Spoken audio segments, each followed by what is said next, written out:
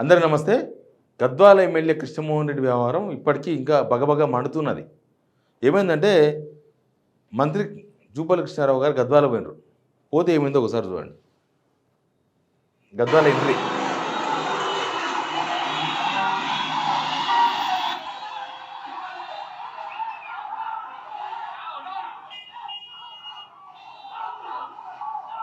వాళ్ళు ఎవరో కాదు, కాంగ్రెస్ కార్యకర్తలే. జూపల్లి కృష్ణారావు అడుగున్నది కాంగ్రెస్ కార్యకర్తలు.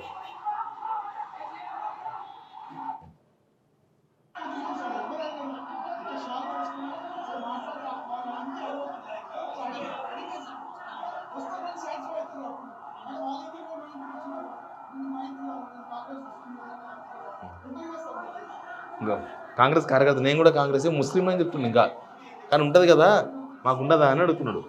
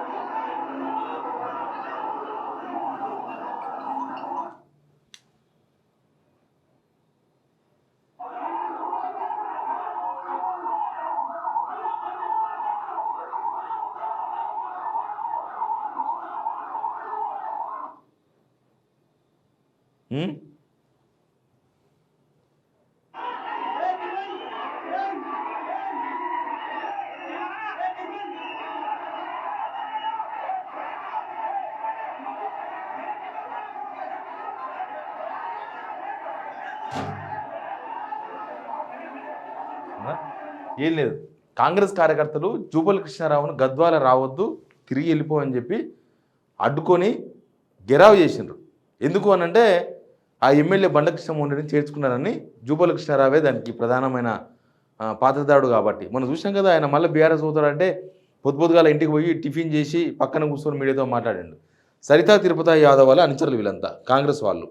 ఆమె ఎలక్షన్ ముందు కాంగ్రెస్ పోయింది, కాంగ్రెస్ నుంచి పోటీ చేసి ఓడిపోయింది. ఈయన 7,000 ఓటుతో గెలిచిండు. చూస్తే లాస్ట్కు జూపల్లి కృష్ణారావునే గద్వాల్లో అడుగు పెట్టనిస్తలేరు కార్యకర్తలు, కాంగ్రెస్ కార్యకర్తలు. అట్లాంటి పరిస్థితి ఉంది. ఈ పార్టీ మారిన ఎమ్మెల్యేల సిచ్యువేషన్ ఇది. అంతకుముందు బీఆర్ఎస్లో చేరినప్పుడు సిచ్యువేషన్ ఏంటంటే, బీఆర్ఎస్లో ఏముంటుంది, బీఆర్ఎస్లో ప్రాంతీయ పార్టీ ఎవరో ఆపితే ఆగుతారు, ఎవరో చెప్తే ఆగుతారు.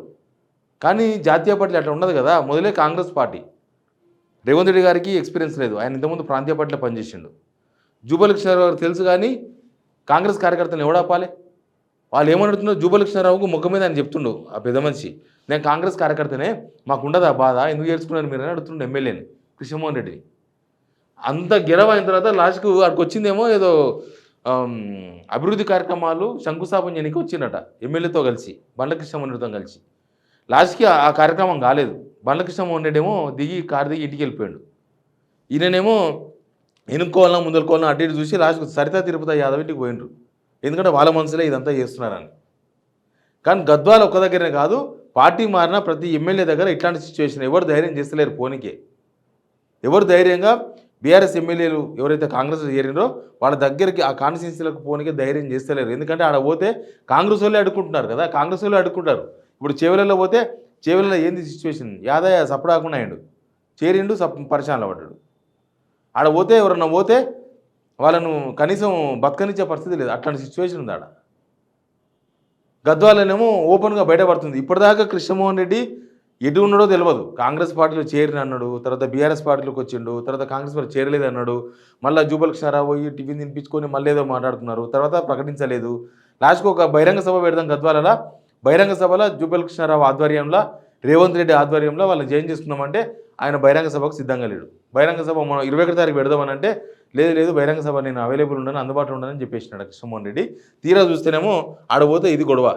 ఇక ఇప్పుడు వీళ్ళు ఇంత అడుక్కున్నారు కదా, జూపల్లి కృష్ణారావుని అడుక్కున్న మనుషులు కృష్ణమోహన్ రెడ్డికి సపోర్ట్ చేస్తారా? కృష్ణమోహన్ రెడ్డి గద్వాలలో తిరగగలడా?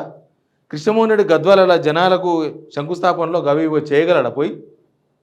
ఇక కాంగ్రెస్ కార్యకర్తలే అంత తీవ్రంగా అడ్డుకున్న తర్వాత బీఆర్ఎస్ వాళ్ళు ఎట్లా అడ్డుకుంటారు? ఇప్పుడు బీఆర్ఎస్ వాళ్ళు మేము కష్టపడ్డాము, మేము నమ్ముకొని ఓట్లేసి గెలిపిస్తే మేము కష్టపడితే మేము కాంగ్రెస్ పోతామని ఆల్రెడీ స్టార్ట్ చేసినారు వాళ్ళు. ఇప్పుడు కాంగ్రెస్ వాళ్ళు డైరెక్ట్గా మంత్రి జూపల్లి కృష్ణారావుని గిరావి చేసినాక బండ్ల ఏముంటుంది? బండ్ల కనీసం కనబడియరాడ. లాస్ట్కి ఇది అయిపోయిందంటే రెండుకి చెడ్డ రేవడి అది వాళ్ళ పరిస్థితి. రెండుకి చెడ్డ రేవడి జూపల్లి కృష్ణారావు తీసుకొచ్చిన కృష్ణమోహన్ రెడ్డి పరిస్థితి. ఆయన అటు కాంగ్రెస్ వాళ్ళ దగ్గర తీసుకునే పరిస్థితి లేదు, అటు బీఆర్ఎస్ వాళ్ళు దగ్గరికి పోయే పరిస్థితి లేదు. అందుకే ఒంటరి అయిపోయి అటు బెంగళూరు తిరుగుతున్నాడంట, లేకపోతే హైదరాబాద్కి వస్తున్నాడు తప్ప కాన్స్టిట్యున్సీకి జూపల్లి కృష్ణారావు అండ చూసుకొని పోయినట్టున్నాడు. ఆయన అండ చూసుకొని పోయాడు, లేదా ఆయన వస్తా అంటే పోయాడు. కానీ జూపల్లి కృష్ణారావు వచ్చినందుకే అక్కడికి పోయినట్టు కనిపిస్తున్నాడు. ఆయన ఎక్కువ బెంగళూరులో ఉంటున్నాడంట, లేకపోతే హైదరాబాద్లో ఉంటున్నాడంట. కాన్స్టిట్యున్సీకి పోతున్నాడు, ఎవరు లేదు ఎందుకు పోయాని. ఇది పార్టీ మారిన ఎమ్మెల్యేల పరిస్థితి. ఇట్లాంటి ఎమ్మెల్యేలు ఇంకా 4.5 సంవత్సరాలు ఎట్లా అవుతారు? ఏమన్నా ఇవాళ రేపు అయిపోయేది ఉందా? టెన్యూర్ అయిపోతుందా? ఎలక్షన్ వచ్చేది ఉందా? ఏమన్నా కోర్టులో కొట్టేస్తే తప్ప బై ఎలక్షన్ వచ్చే పరిస్థితులు లేవు. స్పీకర్ దగ్గర ఇది తేలే అంశంగా కనిపిస్తలేదు. జనాలేమో అడ్డుకుంటున్నారు, కార్యకర్తలు రాణిస్తలేరు. ఇనివే గద్వాలలో ఏం జరుగుతుందని చెప్పే ప్రయత్నమే ఇది. జూపల్లి కృష్ణారావుని అయితే కార్యకర్తలు అడ్డుకున్నారు, గెరావు చేసినారు, గోబ్యాక్ కృష్ణారావు అన్నారు. ఎమ్మెల్యే భయపడి ఆయన వాళ్ళ ఇంటికి వెళ్ళిపోయాడు కారు దిగి. Please subscribe signal TV.